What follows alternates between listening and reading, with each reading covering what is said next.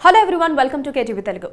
Congress party గత నెల వరకు తెలంగాణపై ఆశలు పెట్టుకోలేదు. రాజస్థాన్, మధ్యప్రదేశ్, ఛత్తీస్గఢ్లలో విజయం ఖాయమని, తెలంగాణలో మాత్రం టైట్ ఫైట్ ఉందని అనుకుంది. కానీ ఎన్నికల ఫలితాలు చూస్తే ఆ మూడు రాష్ట్రాల్లో కాంగ్రెస్ ఘోర పరాజయం పాలైంది. కేవలం తెలంగాణలో మాత్రం సాధారణ మెజారిటీ కంటే 5 సీట్లు కాస్త ఎక్కువ సాధించింది. ఇదొక్కటే ఊరట. రేవంత్ రెడ్డి లాంటి నేత ఉండటంతో ఇక్కడ విజయం సాధ్యమైంది. లేకపోతే కాంగ్రెస్ పరిస్థితి మరింత దారుణంగా ఉండేది. ఈ ఫలితాలను విశ్లేషిస్తే మరో 4 నెలల్లో జరగనున్న పార్లమెంటు ఎన్నికల్లో హిందీ బెల్టులో కాంగ్రెస్ పుంజుకోవటం కష్టమని సులువుగా అర్థం చేసుకోవచ్చు.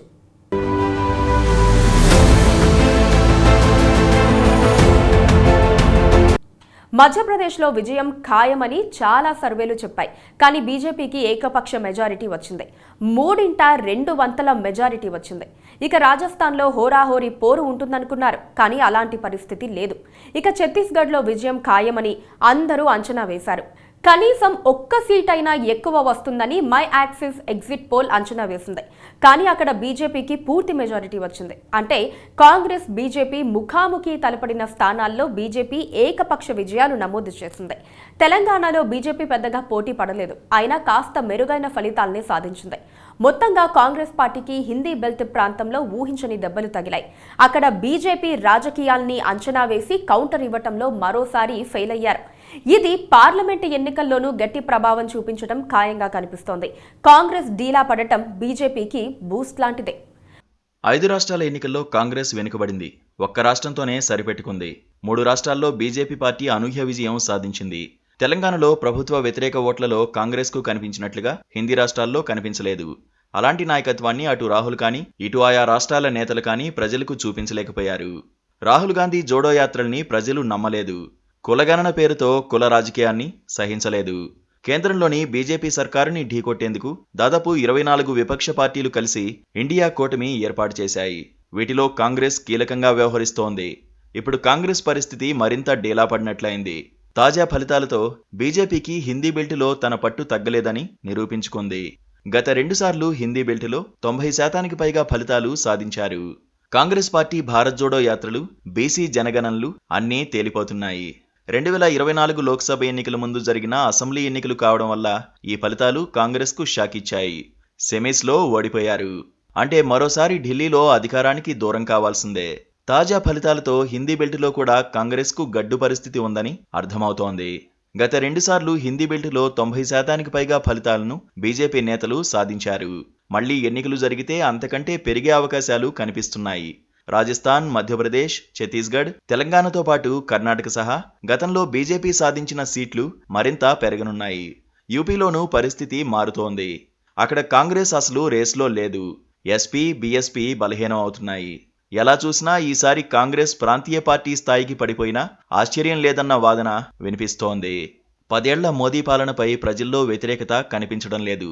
2014 పార్లమెంట్ ఎన్నికల్లో పరాజయం తర్వాత 130 ఏళ్ల చరిత్ర ఉన్న కాంగ్రెస్ పార్టీ 10 ఏళ్ల కిందట బీజేపీ వేవుతో ఒక్కసారిగా నీరసపడిపోయింది. వరుసగా అన్ని చోట్ల అధికారం కోల్పోతూ వచ్చింది. నిన్నటి వరకు కాంగ్రెస్ అధికారంలో ఉన్న రాష్ట్రాలు ఛత్తీస్గఢ్, రాజస్థాన్, కర్ణాటక మాత్రమే. ఇప్పుడు ఛత్తీస్గఢ్, రాజస్థాన్ పోయాయి. తెలంగాణ మాత్రం కలిసింది. మిగతా అన్ని చోట్ల ప్రత్యక్షంగానో పరోక్షంగానో బీజేపీ హవానే కొనసాగుతోంది. ఎక్కడ ఎన్నికలు జరిగినా, ఎక్కడ పోటీ చేసినా చావోరేవో అని పోరాడాల్సిన పరిస్థితి వచ్చింది. ఇక ముందు కూడా అదే పరిస్థితి కనిపిస్తోంది. కాంగ్రెస్కు కలిసి వచ్చేవేమీ కనిపించడం లేదు. కాంగ్రెస్ ముందున్న అతిపెద్ద సవాల్ ఇండియా కూటమిని నిలుపుకోవటం. కనీసం 3 రాష్ట్రాల్లో గెలిచి ఉంటే కాంగ్రెస్ కూటమికి ఎదురుండేది కాదు. కానీ ఇప్పుడు ఆ కూటమి కూడా బీజేపీ దెబ్బకు కకావికలం అవ్వటం ఖాయంగా కనిపిస్తోంది. కేంద్రంలో 2 సార్లు వరుసగా అధికారంలోకి వచ్చింది బీజేపీ. ఈసారి ఆ దూకుడికి కళ్ళెం వేయాలని గట్టిగానే ప్రయత్నిస్తోంది కాంగ్రెస్. అందుకే ఎన్డీఏకి దీటుగా ఇండియా పేరుతో కూటమిని ఏర్పాటు చేసింది. విపక్ష కూటమికి నేతృత్వం వహించే బాధ్యతను కాంగ్రెస్ తీసుకుంటుందన్న అధికార ప్రకటనేమీ రాలేదు. బీహార్ ముఖ్యమంత్రి నితీష్ కుమార్ కన్వీనర్గా ఉంటారన్న వార్తలు అప్పట్లో బాగానే వచ్చాయి. కానీ ఆ పదవిపై పెద్దగా ఆసక్తి లేదని తేల్చి చెప్పారు నితీష్. నితీష్ తర్వాత కాంగ్రెస్ అధ్యక్షుడు మల్లికార్జున ఖర్గే కీలకంగా వ్యవహరించారు. విపక్ష పార్టీల నేతలతో సంప్రదింపులు జరిపారు. అందరినీ ఒక్కతాటిపైకి తీసుకొచ్చేందుకు తన ప్రయత్నం తాను చేశారు. ఇప్పుడు కాంగ్రెస్ విపక్ష కూటమిని లీడ్ చేయగలుగుతుందా అన్నది ప్రశ్నార్థకంగా మారింది. లోక్సభ ఎన్నికల స్ట్రాటజీలు వేరు అని అంత సులువుగా కొట్టిపారేలేం. అసెంబ్లీ ఎన్నికల ఫలితాల ప్రభావం ఖచ్చితంగా లోక్సభ ఎన్నికలపై ఉంటుంది. ఇదే కాంగ్రెస్ని ఇరకాటంలోకి నెట్టింది. కాంగ్రెస్ ఓడిపోవడంపై తృణమూల్ కాంగ్రెస్ పార్టీ చేసిన కామెంట్స్ని బట్టి చూస్తుంటే కూటమిలో చీలికలు మొదలవుతాయా అన్న అనుమానాలు వ్యక్తమవుతున్నాయి. 3 రాష్ట్రాల్లో ఓడిపోవడం బీజేపీ సక్సెస్ కాదని, కాంగ్రెస్ వైఫల్యమే అని తేల్చి చెబుతున్నాయి కూటమి పార్టీలు. బీజేపీని కాంగ్రెస్ ఢీకొట్టలేదని, ఆ భ్రమ నుంచి ఆ పార్టీ బయటకు రావాలని కొందరు విపక్ష నేతలు నేరుగానే చెబుతున్నారు. కూటమి వ్యూహాలను మార్చాల్సిన అవసరముందని అభిప్రాయపడుతున్నారు. అంతేకాదు అసలు కూటమిలో కొనసాగాలా వద్దా అని పునరాలోచనలో పడ్డట్టు సమాచారం. ఇందులో నిజమెంత అన్నది మాత్రం స్పష్టత లేదు. ముఖ్యంగా సీట్ల షేరింగ్ విషయంలో కాంగ్రెస్ డిమాండ్ చేసే పరిస్థితి ఉండదు. మిగతా పార్టీలు ఏం చెబితే అది వినాల్సి వస్తుంది. లేదా పూర్తిగా కూటమే కూలిపోయే ప్రమాదం లేకపోలేదు. ప్రతి పార్టీ తమ ఓటు బేస్ని వదులుకునేందుకు ఇష్టపడదు. ఆప్, టీఎంసీ సహా మరికొన్ని పార్టీలు కాంగ్రెస్తో కలిసి వెళ్లేందుకు పెద్దగా ఆసక్తి చూపించే అవకాశాలు తక్కువే.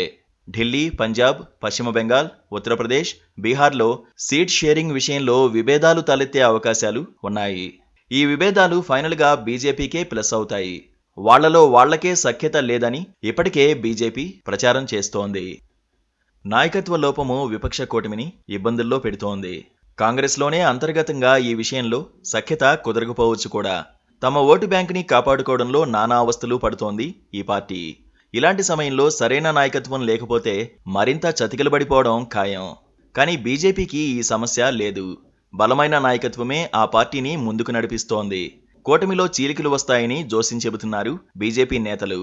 అసలే సమస్యలతో సతమతం అవుతున్న కాంగ్రెస్ని 3 రాష్ట్రాల ఎన్నికల ఫలితాలు మరింత ఇబ్బంది పెడుతున్నాయి.